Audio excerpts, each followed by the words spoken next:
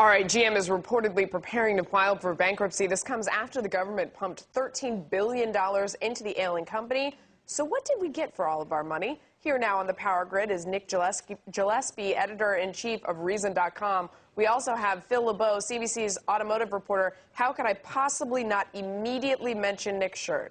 What does that say, too big to fail? Yes, that's right. It's a personal statement more than a public monetary policy statement. Okay, so what is the statement? Clear it up for us. Here, well, to talk about GM and Chrysler and other companies that are either getting or about to get a bailout, I mean, one of the things that we're seeing is that the government shouldn't be involved in bailing out companies that are no good.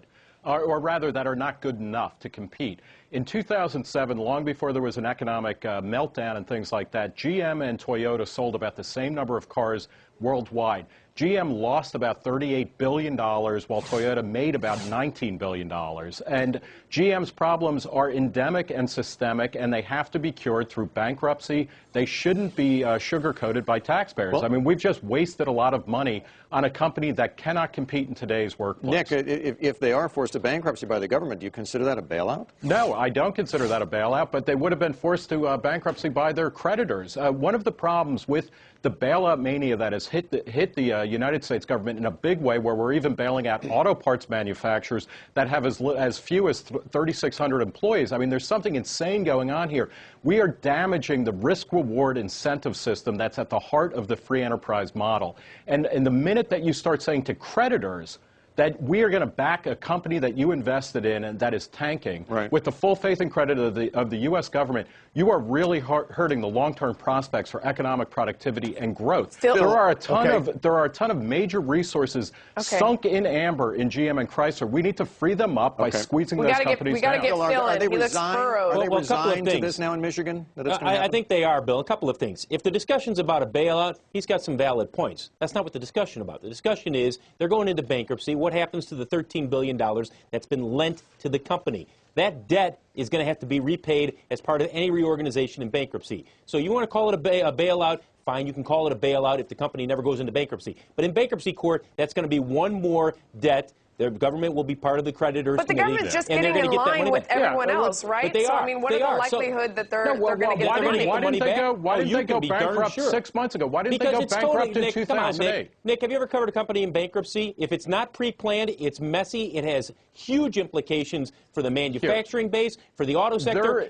On paper, your free enterprise, don't give any bailouts, makes sense. In reality, if you would have sent GM into bankruptcy in January or in December, you would have blown a hole in the manufacturing base in the Midwest. Yeah, if you care about the industrial Midwest, and I happen to live in Ohio, and I happen to drive a Buick, for God's sake, which puts me in the driver's seat of a big debacle here in any number of ways. If you care about the industrial Midwest, we should have been shuttering these companies or forcing them into some kind of reorganization so that Michigan, Ohio, Indiana would have lower than average unemployment. These states have been in a morass for years and decades, partly because the government, through protectionism and through other types of packages that help these companies. Well, that's a totally separate discussion. No, it's all part of the same discussion. The discussion is about whether or not General Motors right now goes into Chapter 11. That's separate from whether or not the industrial policy of this country should be changed. It's all part of the parcel. And when you have the government saying, I'm going to back the warranty,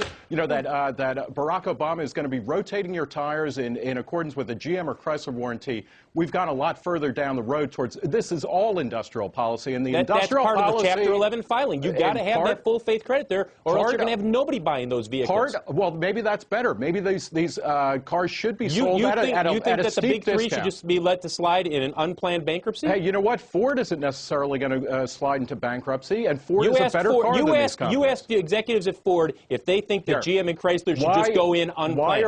Nobody thinks that's a good idea. Why is unemployment higher in Michigan, Ohio, and Indiana? And it's not because these companies are competing in a free enterprise system. Honda already employs more people in Ohio than GM does. It's the whole manufacturing complex. I know that, and that's part of the industrial policy, and it's got to stop. It has to stop at some point. It's good that GM is going in bankruptcy. It's bad that we bailed them out right before they went into bankruptcy. They didn't get bailed out. It's a loan that's going to have to be paid as part of bankruptcy. We'll get pennies.